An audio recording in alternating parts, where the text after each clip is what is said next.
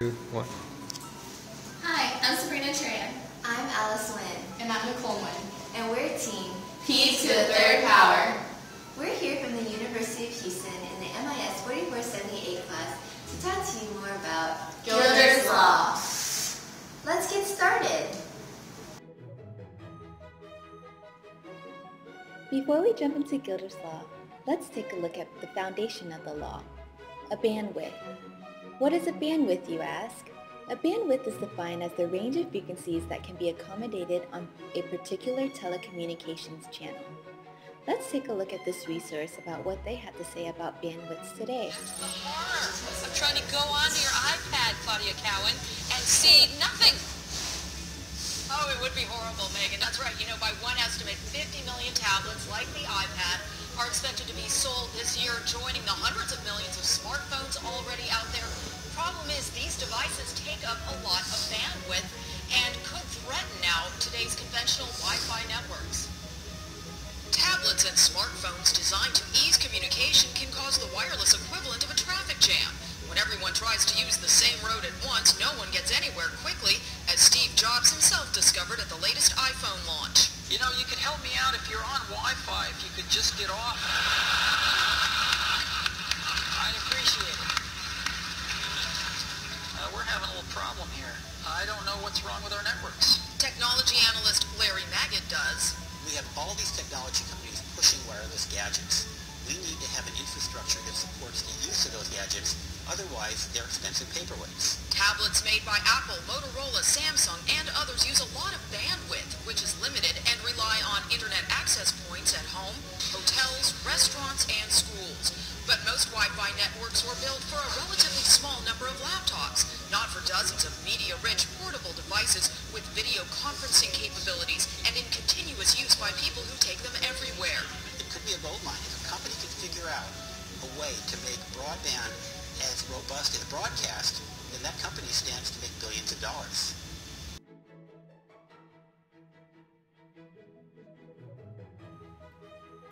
Let's take a look at how bandwidths are being used today. Bandwidths are used for web browsing. The perfect example for this would be Google Plus and Facebook.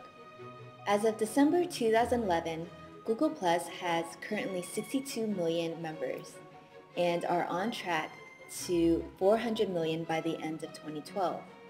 Facebook, on the other hand, currently has 800 million, and this number is constantly growing.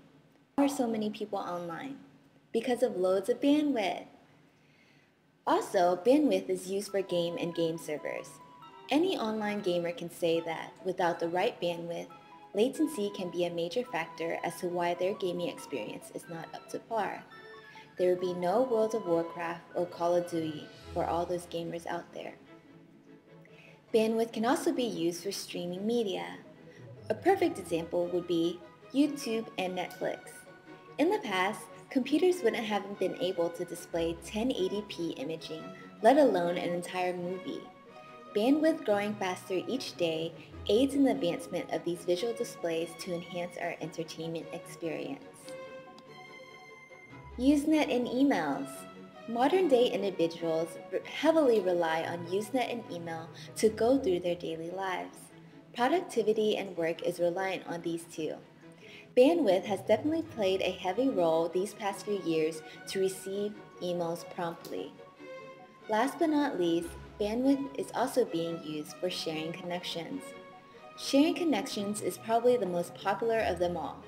Without this, we wouldn't be able to actively receive internet to our electronic devices while en route to somewhere else. We wouldn't even have home network devices. Without bandwidth, streaming TVs and playing your Xbox wouldn't even exist.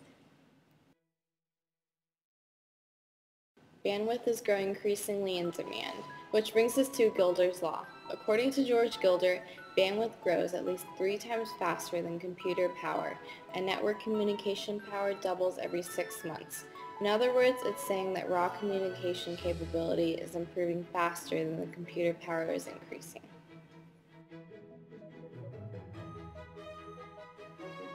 The main effect of GIlder's Law seems to be in communication. Take a look back at communication capabilities back in the day versus what we have now. From telephones to cell phones, instant message, Facebook chat, and the fact that everything is on the cloud now.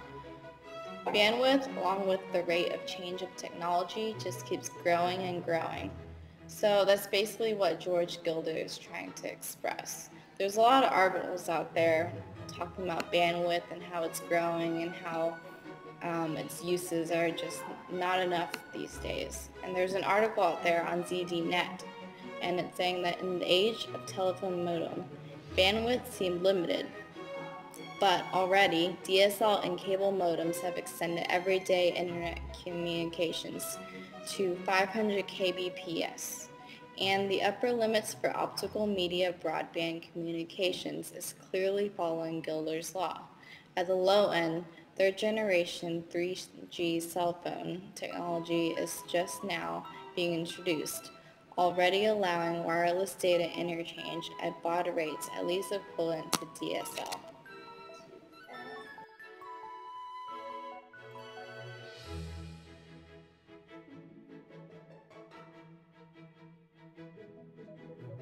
To compare GIlder's law and Moore's law.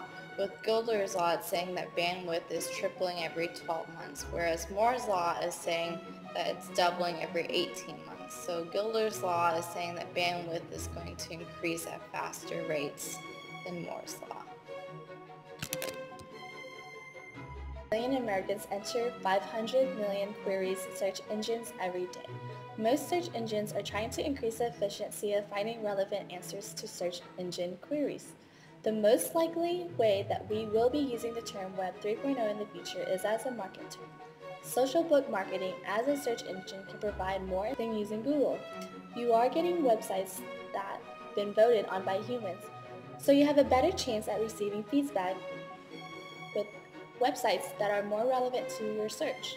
Social networks nowadays aren't just used for socializing, but also for meeting new business partners and clients. For students such as myself, it can be a medium that allows us to connect with colleagues as a virtual workplace to share ideas, thoughts, constructs, and progress with works. Also, researchers are working on implementing a new way to develop the new world of the Internet, also known as the Internet 2. It is predicted that the world will run out of available IP addresses by 2012 or 2013. To fix this, the development of the IP addressing schema called Internet Protocol version 6 or IPv6 will eventually be introduced to the market, giving access to 128 byte addresses or more than a quadrillion possible unique addresses. So this concludes our presentation. Thank you for watching. I hope you learned a lot about GIlder's law. Thank you. Goodbye.